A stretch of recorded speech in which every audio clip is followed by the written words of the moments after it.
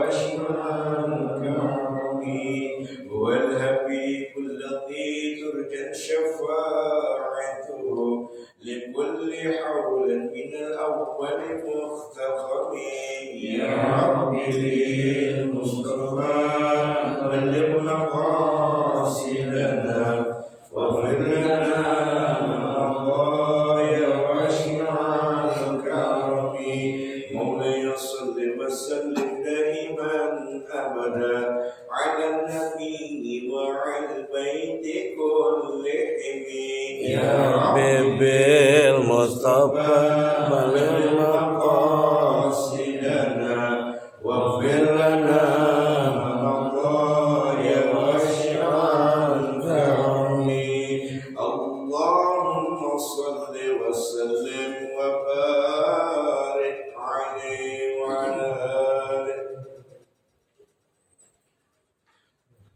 الحمد لله الذي أنعمنا بالإيمان والإسلام ونصلي ونسلم على خير الأنام أشهد أن لا إله إلا الله وحده لا شريك له وأشهد أن محمدا عبده ورسوله لا نبي بعده اللهم صل وسلم وبارك على سيدنا وحبيبنا وشفيعنا ومولانا محمد وعلى آله وصحبه ومن تبعه بإحسان إلى يوم الدين سبحانك لا علم لنا إلا ما علمتنا إنك أنت العليم الحكيم رب اشرح لي صدري ويسر لي أمري واحلل عقدة من لساني يفقهوا قولي ربنا آتنا من لدنك رحمة وهيئ لنا من أمرنا رشدا ربنا زدنا علما والحقنا بالصالحين ربي أعوذ بك من همزات الشياطين وأعوذ بك ربي أن يحضرون أما بعد hadirin jamaah yang dirahmati Allah Subhanahu wa taala. Segala puja dan puji hanya milik Allah Rabbul Alamin. Alhamdulillah kita masih diberikan kesempatan hidup oleh Allah. Kita masih diberikan kesempatan untuk bisa salat subuh berjamaah oleh Allah. Kita masih diberikan kesempatan hidup oleh Allah. Masih bisa diberikan kesempatan untuk bisa menghirup udara pagi ini oleh Allah. Dan masih bisa juga kita diberikan kesempatan oleh Allah untuk duduk bersimpuh di majelis ilmu yang begitu mulia di sisi Allah Subhanahu wa taala. Yang terlebih terpenting, nikmat yang paling besar yang Allah berikan kepada setiap kita yaitu nikmat iman, nikmat Islam, nikmat sehat wal afiyah, nikmat panjang umur. Dan marilah kita gunakan nikmat-nikmat yang penting itu untuk kita selalu mensyukurinya kepada Allah dengan menjalankan ketaatan atas perintah-perintahnya, bawah tuntunan sunnah Nabi kita Muhammad sallallahu alaihi wasallam. Mudah-mudahan ketaatan kita, ibadah-ibadah kita, ketulusan hati kita di dalam beribadah kepada Allah, Allah senantiasa menerima, mengabulkan, dan juga memberikan ganjaran pahala yang sempurna untuk kita, bagi kita yang senantiasa istiqamah menjalankan ketaatan di atas tuntunan sunnah Nabi kita Muhammad SAW. Salawat beserta salam semoga selalu tetap tercurahkan kepada Nabi kita, suri tauladan kita, kedua kita, Nabi Muhammad ibni Abdullah Rasulullah sallallahu alaihi wasallam, beserta kepada para keluarganya, para sahabat-sahabatnya. Dan insyaallah salawat beserta salam ini pun juga tersampaikan kepada kita umatnya yang kelak akan mendapatkan syafaatul ujmah yaumil qiyamah nanti. Amin ya rabbal alamin. Ikhwatal iman rahimakumullah. Mulai saat ini insyaallah istiqomah. Kitab yang kita kaji adalah Ad-Da wa Ad-Dawa. yaitu ada artinya penyakit, ad-dawa obat. Jadi penyakit dan cara pengobatannya maksud kitab ini. Yang dikarang dan yang ditulis oleh murid dari Syekhul Islam Ibnu Taimiyah rahimahullah. Beliau adalah Imam Ibnu Qayyim al-Jauziyah yang begitu banyak memiliki gelar. Di antaranya beliau ini seorang yang ahli hadis. Beliau seorang ahli usul fikih. Beliau seorang ahli nahwu. Dan beliau memiliki gelar al-hafidh. Dan masih banyak lagi gelar-gelar yang disandangnya oleh beliau. Nama asli beliau, sebelum kita masuk dalam kajiannya, nama asli beliau Muhammad bin Abu Bakar bin Ayyub bin Sa'ad bin Harith, yang nisbatnya itu kepada Damaskus. Nah, beliau disebut Ibnu Qayyim. Al-Qayyim itu artinya pendiri dan pengelola. Al-Qayyim artinya pendiri dan pengelola. Adapun Al-Jauziyah itu nama madrasah yang dipimpin dan yang dikelola oleh ayahnya yang bernama Abu Bakar.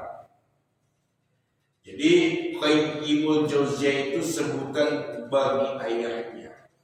Nama asli beliau Samsuddin Abu Abdullah bin Abu Bakar bin Ayyub bin Sa'ad bin Harith.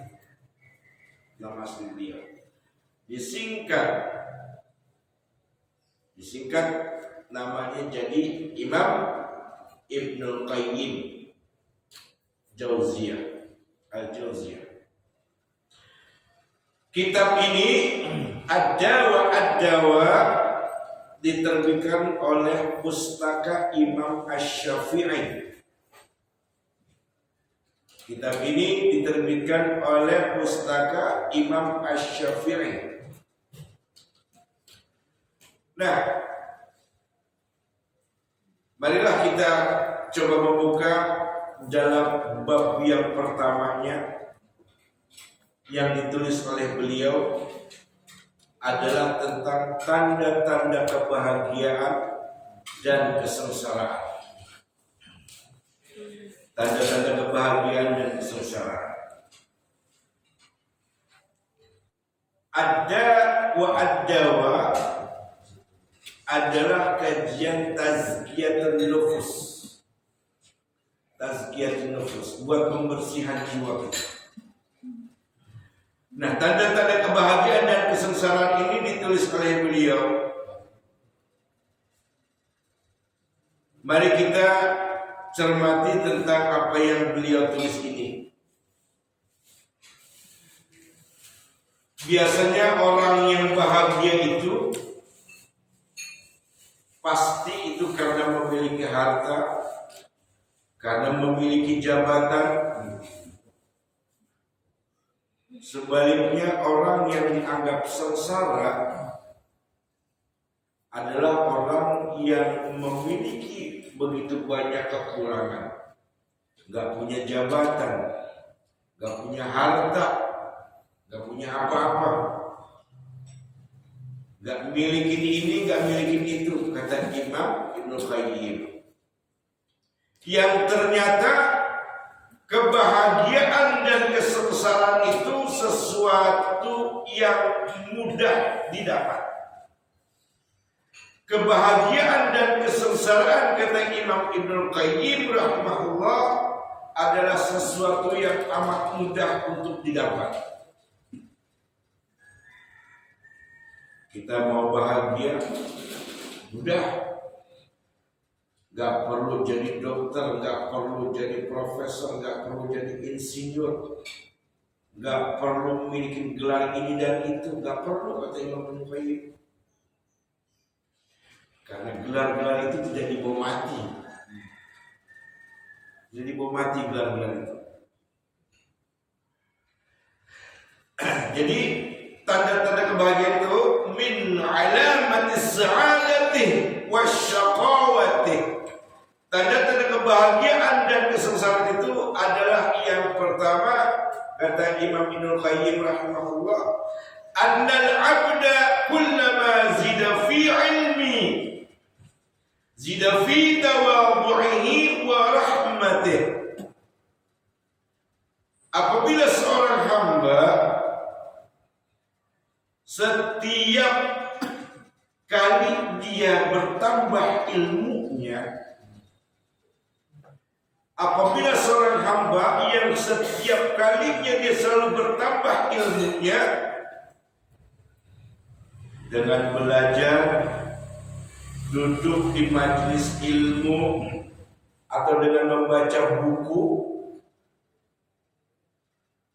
lalu pasti, kata Imam Ibnu Qayyim, orang yang semakin bertambah ilmu agamanya, semakin sering duduk di majelis ilmu bersama orang-orang saleh dan para orang-orang alim, pasti, kata Imam Ibnu Qayyim, dia semakin tawadhu. Pasti dia semakin tawadhu, rendah hati, dan semakin memiliki punya rasa kasih sayang yang besar kepada saudara-saudara seimannya. Adapun kalau dia semakin berilmu, makin sering duduk di majelis ta'lim, tapi gak juga tawadhu, kata Imam Ibnu Qayyim, berarti ada yang salah terhadap dirinya, terhadap jiwanya yang membawa dirinya. Ada yang keliru terhadap jiwanya yang membawa dirinya. Lalu ilmunya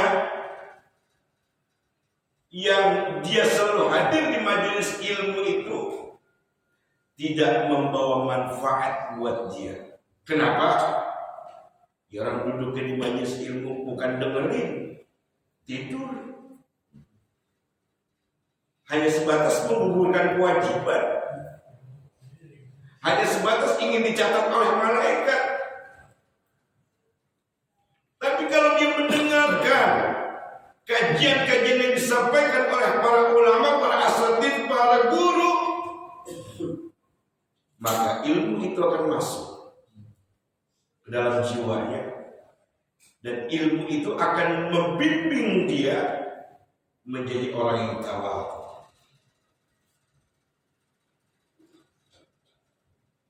Jangan giliran ngaji di sini nge-share, ngaji di sana nge-share. Ngaji mah silakan di mana aja, duduk di majelis ilmu silakan di mana aja, itu hak kita masing-masing. Tapi kalau orang yang berilmu, yang sering duduk di majelis ilmu, paling tidak dia bisa menjaga perasaan orang. Orang yang sering duduk di majelis ilmu itu begitu, jaga perasaan orang. Karena menjaga perasaan seseorang itu bagian dari ibadah. Ngaji di sini nge-share, gurunya fulan. Ngaji di sini nge-share, gurunya fulan. Sementara di satu tempat ada juga pengajian, nggak di-share-share sama dia. Sholatnya mah di sini, gitu kan. Pengajian ada di sini, tapi nggak dijadikan sesuatu yang istimewa buatnya. Dia share, ya kan? Di medsos, di setiap HP. Itu kan namanya tidak bisa menjaga perasaan para asatidz yang ada di masjid ini. majelis ilmu, di mana-mana disamperin. Ya kalau sampai di sana cuma tidur buat apa? Kalau cuma tidur. Setiap di mana majelis ilmu pasti tidur. Di mana majelis ilmu tidur. Ya makanya ilmunya nggak bermanfaat buat diri dia, nggak bermanfaat. Kalau ilmu yang bermanfaat akan membawa jiwa dan dirinya ke jalan kebenaran yang pertama. Yang kedua, dia akan menjadi semakin tawadhu. Yang ketiga, dia selalu berusaha menjaga perasaan setiap orangnya. Memiliki rasa kasih sayang yang besar. Saya sih nggak menyalahkan. Mau ngaji di mana silakan. Silakan, itu hak asasi. Tapi ketika tahu di sini ada juga para guru yang mengajarkan ilmu. Oh, kalau bisa jaga perasaan. Jaga perasaan. Gak usah ngeser. Cukup aja. Cukup Allah yang tahu aja udah. Tentang amal kebaikan kita. Jangan orang lain dikasih tahu. Sia-sia jadinya. Karena niatnya itu Allah udah tahu. Kata Allah kan innamal a'malu binniyat, innamal a'malu binniyat. Allah itu tergantung niatnya. Kalau niatnya ngaji, menuntut ilmu, mencari ridha Allah, gak akan pernah bisa dan mau dia menyakiti perasaan. Jadi duduknya dia di majelis ilmu, setiap kali dia duduk di majelis ilmu, lalu ilmu yang membawa manfaat buat jiwanya sehingga menjadikan dirinya tawadhu, semakin tawadhu dan semakin memiliki rasa kasih sayang yang besar kepada saudara-saudara seimannya. Itu orang yang bahagia, kata Imam Ibnu Qayyim rahimahullah. Itu orang yang bahagia. Maka kata Nabi, bagi orang-orang yang sengsara.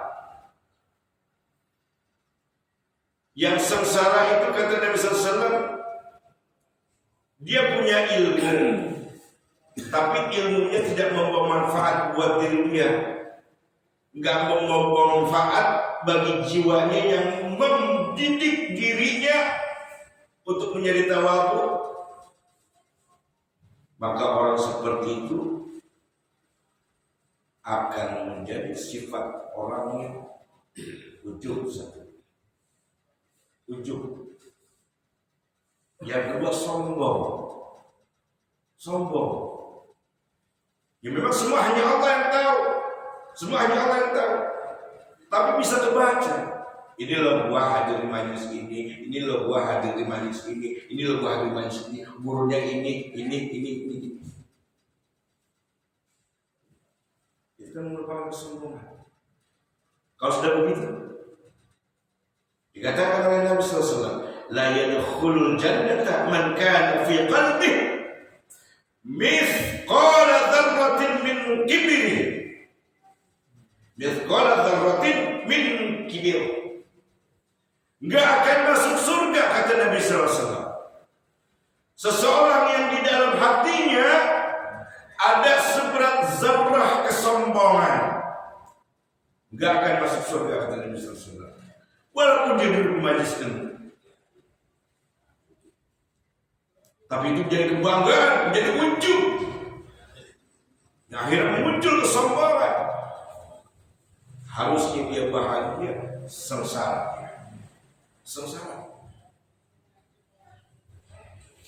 Fadal iman rahimakumullah jami'an.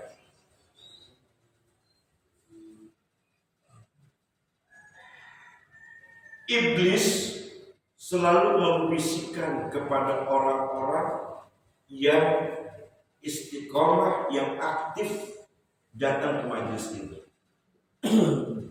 Iblis bisikin.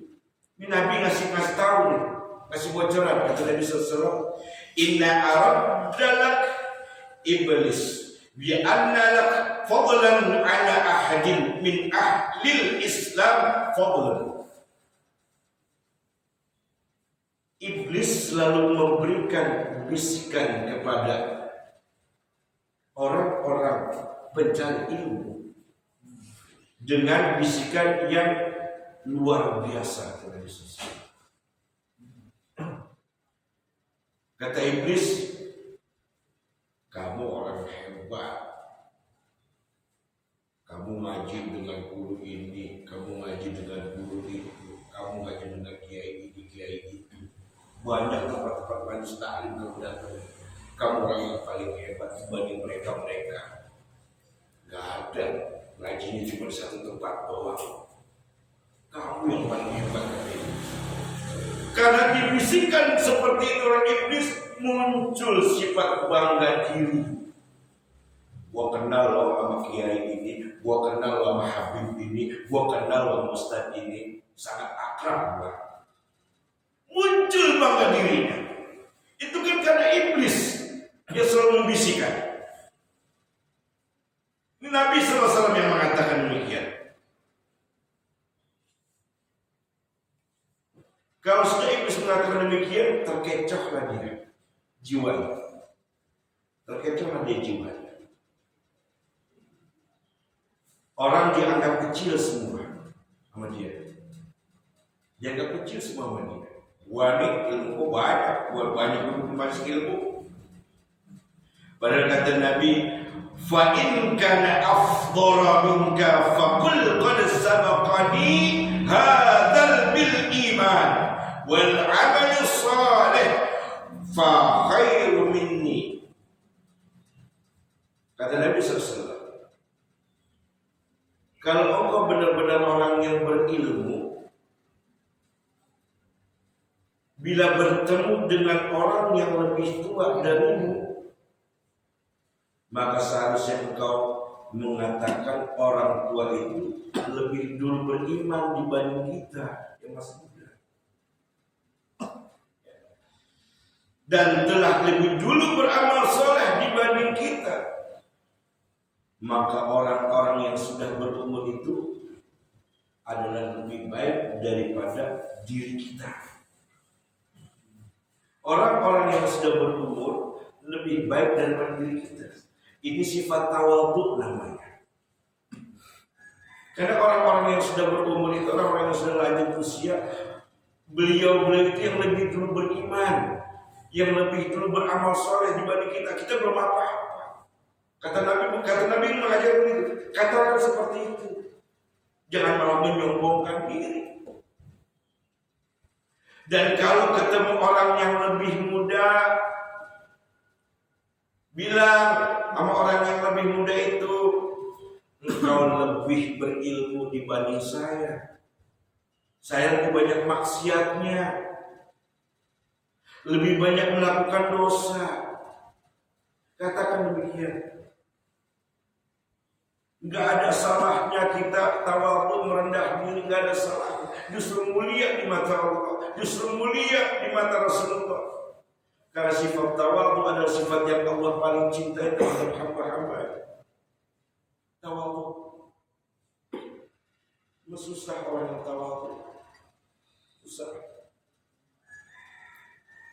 Tapi tergantung kalau dia selalu duduk di majelis ilmu itu dengan mendengarkan, menyimak, enggak tidur, akan terbawa. Ilmunya itu akan membawa keberkahan buat jiwa dan diri.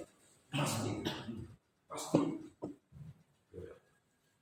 Saya juga begitu kalau di ngaji sama guru-guru nih, mata mengantuk saya, tapi saya berusaha untuk melekin mata.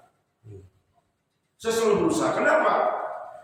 Karena kalau saya itu kan yang namanya bikin merem itu kan setan itu. Setan yang bikin kita selalu ngantuk itu. Kenapa? Setan nggak senang kita ada di majelis ilmu. Majelis ilmu itu adalah taman surga, taman-tamannya surga. Setan nggak demen. Makanya mata kita selalu bikin berat. Demi Allah saya katakan, saya kalau di setiap majelis ilmu sama guru-guru saya ini, walaupun ngantuk saya tahan. Karena saya pengen pulang dari majelis ilmu itu bawa ilmu yang diberikan oleh guru. Biar ada manfaatnya buat saya. Langkah saya dari rumah ke masjid majelis ilmu, Majelis dibilang majelis ta'lim membawa keberkahan dan pulangnya diberkahi oleh Allah Subhanahu wa taala. Itu niat saya. Setiap saya menuntut ilmu di mana. Demi Allah SWT. Walaupun berusaha menahan berat. Itu kan namanya jihad kita. Menahan ngantuk itu bagian dari jihad. Ya, saya tidak menyindir, tidak menyindir, tidak menyinggung, tidak. Tapi kalau ilmu yang akan membawa dirinya seseorang itu menjadi baik, menjadi semakin tawadhu, menjadi semakin punya rasa kasih sayang besar kepada sesama saudara-saudaranya, maka ilmu itu bisa membawa manfaat buat diri, bukan menjadikan ujub atau kesombongan. Yang kedua, kata Ibnu Qayyim rahimahullah, wa kullama zid fi amali zid fi khawfi wa hajri. Jika semakin bertambah amal solehnya, maka semakin bertambah pula ketakutannya dan kewaspadaannya. Ilmu udah banyak, lalu membawa berkah jiwanya, membawa keberkahan pada jiwanya, ya. Lalu kemudian jiwanya itu selalu mengajak kepada perbuatan-perbuatan baik, perbuatan-perbuatan yang Allah ridhai. Lalu semakin dia bertakwa kepada Allah, semakin dia menjalankan ketaatannya kepada Allah, semakin serius, semakin istiqamah, maka rasa takutnya kepada Allah semakin besar, rasa waspadanya kepada Allah semakin besar. Kenapa dikatakan waspada, kata Imam Al-Qayyim? Dia khawatir kalau nanti amal-amal yang dilakukannya Allah menolak atau tidak menerima. Itu khawatir. Seperti kita sholat, kita berusaha sebaik mungkin sesuai dengan ilmu yang kita miliki, yang pernah diajarkan oleh guru kita. Tapi bukan berarti kita harus seuzon kepada Allah, tidak. Kekhawatiran ini justru akan selalu menjadikan kebaikan-kebaikan pada diri kita untuk meningkatkan kualitas ibadah kita kepada Allah. Rasa kewaspadaannya justru akan meningkatkan ibadah kita semakin serius, semakin khusyuk, dengan harapan agar Allah menerima ibadah-ibadah yang kita lakukan. Jadi buahnya dari ilmu yang bermanfaat, yang membawa jiwanya itu menjadi tawadhu, menjadi punya kasih sayang yang besar kepada saudara-saudaranya, kemudian dia punya rasa takut kepada Allah, rasa waspada yang begitu besar. Itu yang kedua. Kemudian yang berikutnya, kata Ibnu Qayyim, wa kullama zida fi umrihi naqasu min khis. Semakin bertambah umurnya, semakin berkurang kerakusannya. Semakin bertambah umur, semakin berkurang rakusnya kepada dunia. Jangan udah makin tua, sama masjid, sama musola musuh, sama majelis ilmu apalagi benci banget. Demennya ke pasar sama ke mall mulu. Padahal udah tua, udah mau tanah. Demennya belanja. Sama majelis ilmu ogah banget. Kalau diajakin nembak mulu, tak sok.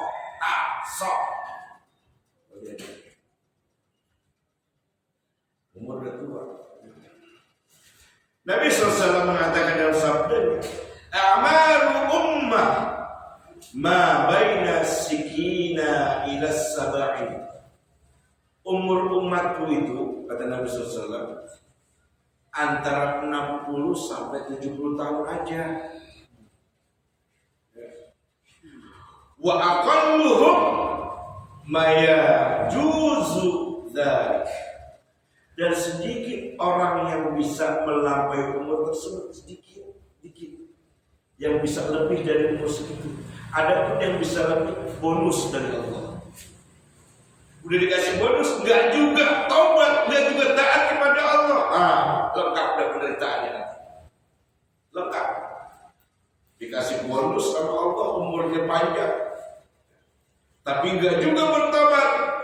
Sengsara dunia akhirat akan dirasakan. Yang lebih parahnya lagi nanti ketika sakaratul mautnya. Ketika sakaratul mautnya akan lebih parah dirasakan. Tersiksa. Dibilang mati belum, tapi tersiksa, sakit dia, nggak bisa apa-apa. Dibilang hidup udah kayak mati. Orang yang hubud dunia, orang yang menjadi budaknya hawa nafsu, udah tua, bukannya sadar, malah semakin jadi maksiatannya, perbuatan zalimnya. Nggak ada yang bisa melebihi antara umur 60 sampai 70 tahun. Bila pun ada, sedikit. Kita Nabi Sallallahu sedikit, nggak banyak.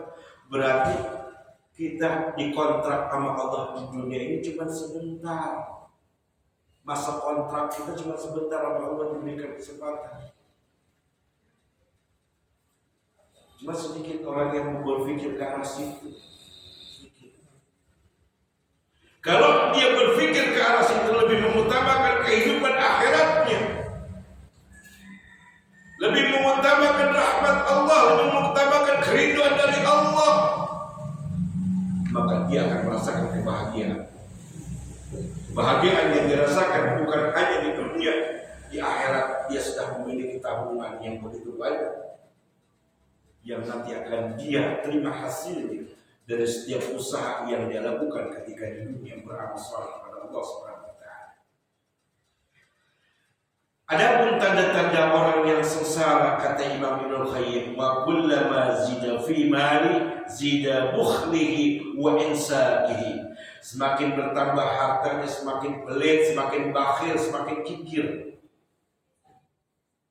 Orang yang sengsara, kata Imam Ibnu Qayyim, ketika dikasih nikmat banyak sama Allah, setiap hajatnya, niatnya, usahanya selalu dibikin berhasil oleh Allah, selalu dikabul oleh Allah, dia semakin pelit, semakin bakhil. Ini orang yang akan sengsara dunia dan akhirat. Wa kullama zida fi qadri wajahihi zida fi kibrihi wattihi. Semakin bertambah kedudukan dan martabatnya, semakin bertambah pula kesombongan dan keangkuhannya. Ini tanda-tanda orang yang akan sengsara di dunia dan akhirat. Wa hadhil umur ibtala'um min Allah wa imtihanu yabtali biha ibadah. Semua itu merupakan ujian.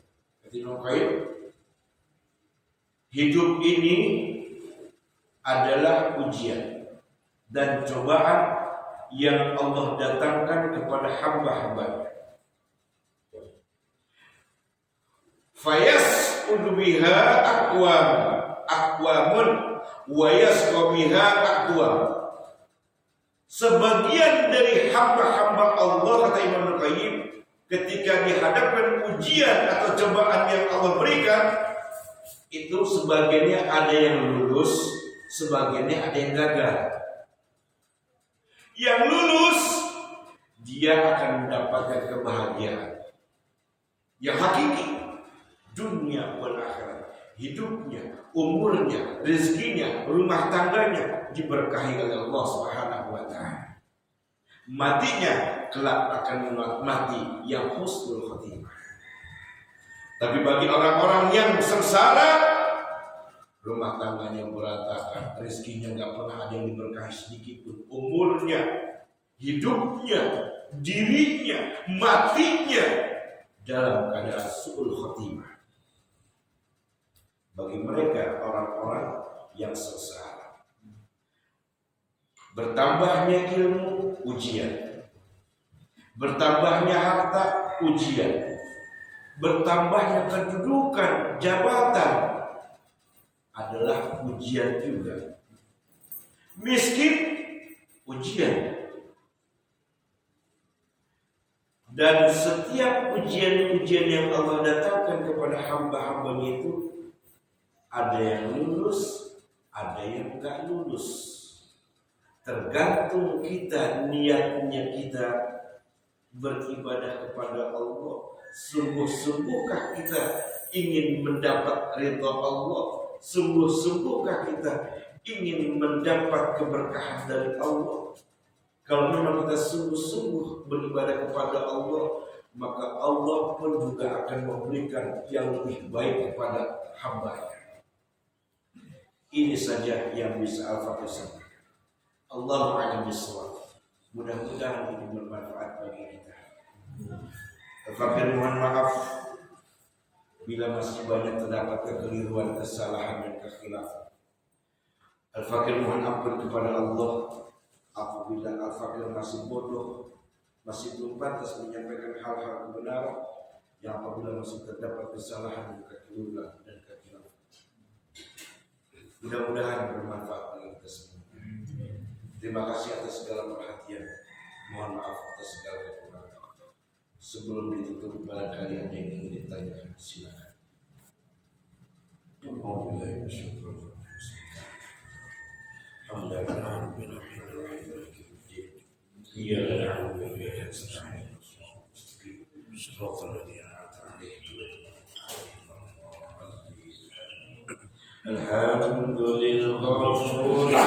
للعابد الغرور والفرد في الأمور وحماقة الظهور والصلاة الله دواما وسلام تماما على من يجي إماما ولأنبياء كما وعلى الآل الكرام والصحب والنجوم في طلبة المرام للقرب والأعيان يا ربنا اعترفنا بأننا عرفنا وأننا أسرفنا على الأمر أشرفنا فتب علينا توبة تغسل كل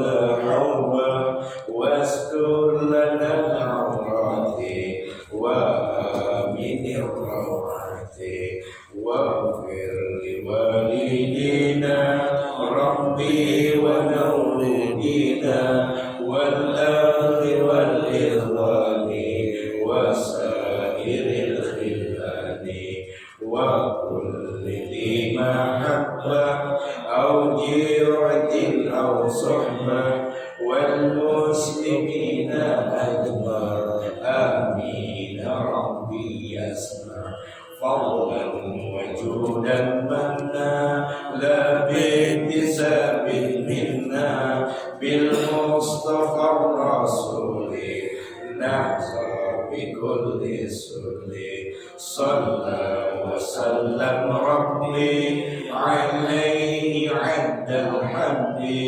وآله وصحبه عداد كشف الصحب والحمد لله في البر والتناهي.